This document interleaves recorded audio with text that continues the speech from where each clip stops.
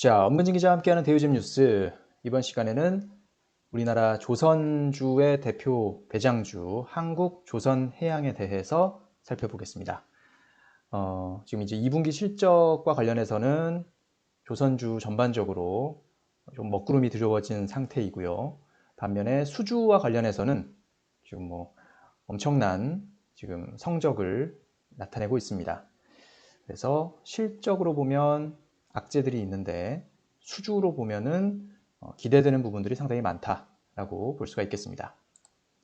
자, 한국조선해양 작년 코로나 팬데믹 최정점이었던 3월 말, 4월 이때만 해도 6만 4천 원 정도까지 내려갔었던 그런 상황이었는데 올해 5월에는 16만 원까지 올라갔었고요. 현재는 다시 또 12만 원대까지 좀 조정을 받은 그런 상황입니다. 자, 지난 금요일에 7월 16일에 KB증권과 SK증권에서 한국조선해양에 대한 리포트를 내놨는데요. KB증권은 목표 주가를 17만 5천 원에서 16만 원으로 하향 조정했고요. SK증권 역시 20만 원이던 목표 주가를 17만 원으로 낮춰 잡았습니다.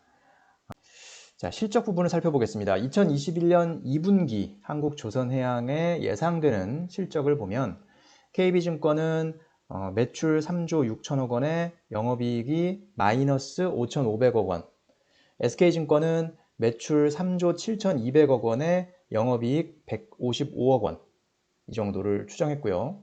컨센서스는 매출 3조 7,900억 원에 영업이익 마이너스 1,300억 원입니다. 네, 그러니까 일단 기본적으로 조금 차이가 많이 나요. 우리가 앞서서 살펴봤던 CJ제일제당이나 금호석유는 컨센서스와 그리고 금요일 날 나온 보고서에서 추정치가 큰 차이가 없었어요. 그런데 그에 비해서 조선주의 그 실적 추정치는 어떻게 보느냐에 따라서 관점에 따라서 좀 편차가 많이 납니다. 역시 그 원재료 가격이 어떻게 정해졌는지, 그리고 뭐 여러 가지 그 충당금 이런 부분들이 어떻게 반영이 되는지, 그리고 각 회사마다 일회성 비용이 또 발생하는지 이런 여부에 따라서 그것을 어떻게 언제 시점에 반영하는지, 또 어느 정도로 반영하는지, 이거에 따라서 증권사별로 좀 격차가 있는 모습을 나타내고 있습니다. 일단 컨센서스로 봤을 때 매출에서는 큰 차이가 안 나요. 역시 수주 기반이고, 수주는 어느 정도 다 공개가 되는 상황이고, 그리고 뭐 정해져 있는 그런 또 캐파가 있기 때문에 매출에 있어서는 거의 비슷한, 대충 한 3조 7천억 원 정도 안팎의 그런 추정치가 나오고 있는데, 영업이익에서 차이가 많이 나죠. 지금 컨센서스가 마이너스 1,300억 원인데 KB증권은 그 추정치 컨센서스보다 곱하기 한 4를 해야 되나요? 곱하기 4를 해야 될 정도로 영업이익이 상당히 좀 많이 마이너스가 되는 마이너스 5,500억 원, 손실이 상당히 클 것이다. 여기에는 공사 손실 충당금이 그만큼 많이 반영됐을 수도 있고요. 혹은 다른 일회성 비용이 반영될 가능성도 있다고 봐야 되겠죠. 반면에 SK증권 같은 경우는 역시 별로 좋지 않게 보는 건 사실입니다만, 그래도 일단 2분기에 플러스 기록이 나올 것 같다고 일단은 추정을 하고 있습니다. 155억 원 이렇게 보고 있네요. 연간으로 보면 컨센서스는 15조 1,800억 원 정도 매출, 그리고 영업이익이 463억 원 정도 지금 잡혀 있습니다. 반면에 KB증권은 역시 SK증권이와 마찬가지로 매출에서는 거의 15조 3천억 원대, 그러니까 컨센서스 대비해서 조금 더 많은 수준의 매출을 기록할 것으로 예상된다라고 비슷하게 얘기를 하고 있는데, 영업이익도 역시 컨센서스 대비해서 SK증권도 그렇고 KB증권도 그렇고 상당한 그런 영업 적자, 영업 손실을 기록할 것으로 예상을 하고 있습니다. 그런데 KB증권은 조금 더 그 폭이 더 크다. 마이너스 8,900억 원을 넘을 것이다. SK증권은 마이너스 5,100억 원을 넘을 것이다. 이렇게 보고 있습니다. 네, 일단은 이게 컨센서스는 뭐 6월에 발표한 데도 있을 것이고 5월에 추정을 해놓고 업데이트를 안 한 것도 있을 수 있기 때문에 가장 최근에 나온 쪽, 지금 KB증권과 SK증권이 7월 16일에 가장 최근에 이제 추정을 한 것이기 때문에 컨센서스보다는 조금 더 실제에 가까울 수 있다라고 감안을 하시고 숫자를 보시는 것이 좋을 것 같습니다. 자, 좀 더 세부적으로 각 증권사별로 어떻게 평가를 했는지 또 볼까요? 자, KB증권 같은 경우는 일단 이렇게 영업 손실이 클 것으로 예상되는 가장 큰 이유로 후판 등 원자재 값의 급등을 꼽고 있습니다. 네. 철광석 가격이 오르고 그러면서 철강 제품 가격이 올랐는데 조선 선박을 건조할 때는 후판을 많이 쓰는데요. 그 후판 가격이 올랐기 때문에 뭐 이건 당연히 조선사 입장에서는 비용으로 처리할 수밖에 없는 부분이다. 그래서 2분기에 어닝 쇼크가 예상된다라고 이야기를 하고 있습니다. 그리고 KB증권의 예상치는 어느 정도 이제 뭐 후판 가격도 뭐 이 정도 선일 것이다. 그리고 뭐 흑자 수주가 뭐 이 정도 비중을 차지할 것이다. 이런 어떤 그 전제 조건, 가정이 있거든요. 만약에 그것보다 실제 상황이 더 안 좋아졌다면, 예를 들어서 가정한 것보다 후판 가격이 더 올랐다든지, 혹은 가정했던 것보다 수주의 그 실상이 좀 더 나쁜 조건이었다든지 그랬다면 지금 추정했던 것보다 더 손실이 클 것으로 예상되고요. 게다가 이 리포트가 나온 이후에 16일 오후죠. 지난 금요일 오후에 이제 그 현대중공업 등 이 한국조선해양 산하 그 노조의 노사 간 임단협이 타결이 됐습니다. 이게 2019년, 2020년 2년치가 이제 한꺼번에 이번에 타결이 된 건데요. 그러면서 어쨌든 소급분이 발생을 하게 되고요. 그래서 이 소급분을 언제 그 실적에 적용하느냐, 2분기 실적에 적용할 수도 있고 3분기 실적에 적용할 수도 있습니다.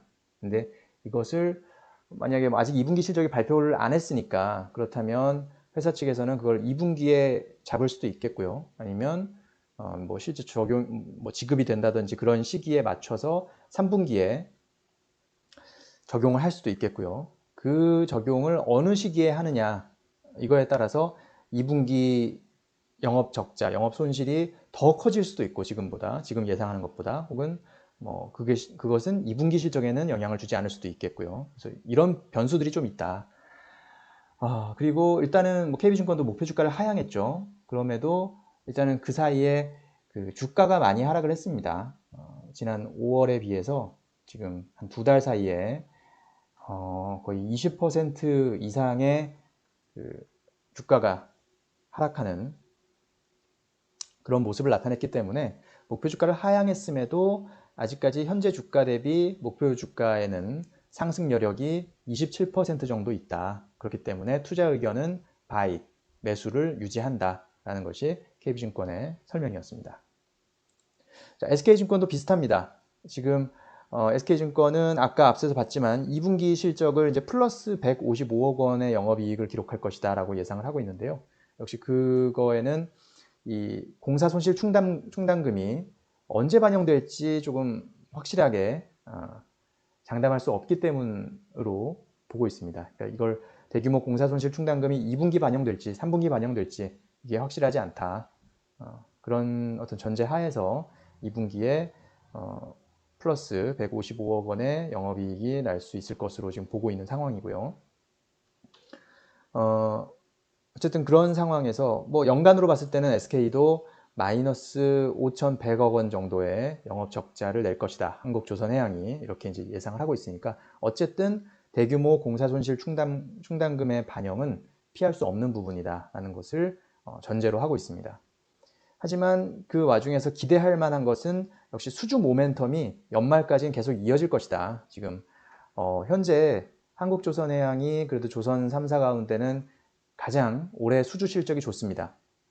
올해 목표치를 벌써 99%를 달성했습니다. 그러니까 1년치 2021년 한 해 동안 이만큼 우리가 수주를 하겠다라고 밝힌 그 계획을 거의 다 달성했다는 겁니다.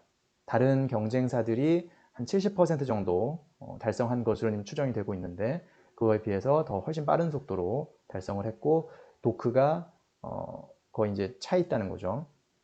그렇기 때문에 남은 하반기에는 조금 더 좋은 조건에 유리한 그런 수주 계약을 따낼 가능성이 크다, 이렇게 예상을 할 수도 있겠죠. 너무 서두르지 않고 좋은 조건에서, 최대한 좋은 조건에서 계약을 따내기 위한 그런 협상을 하지 않을까 생각을 합니다.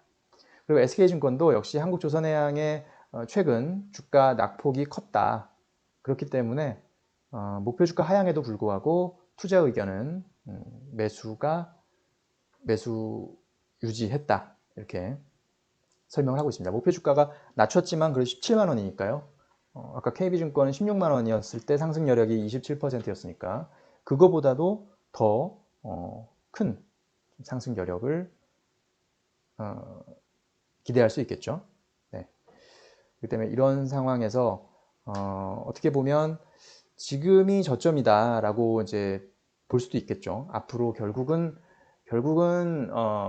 수주에서 더 좋은 조건의 수주가 많이 이루어질 것이고, 해운사들은 선박 발주를 많이 할 것이고, 선박 교체도 많이 이루어질 것이고, 친환경 선박이 결국은 우리 마치 자동차가 전기차 시대로 전환되는 것처럼 선박도 친환경 선박이 더 많아질 것을 기대하는 것만큼 조선사, 특히 이제 기술력이 뛰어난 것으로, 기술력과 어떤 가성비 차원에서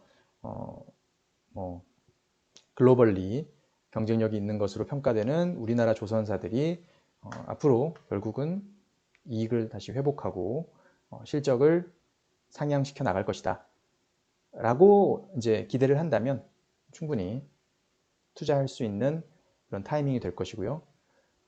그것이 불확실하다, 아직 이게 시간이 너무 오래 걸릴 수도 있겠고, 아니면 우리가 예상하는 것보다 좀 더 어려운 어떤 환경이 펼쳐질 수 있겠다 라고 생각한다면 역시 지금도 좀 높은 그런 밸류 상황이다 라고 판단할 수도 있겠죠.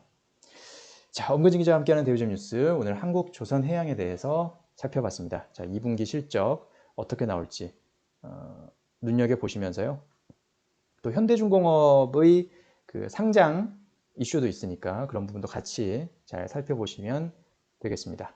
고맙습니다.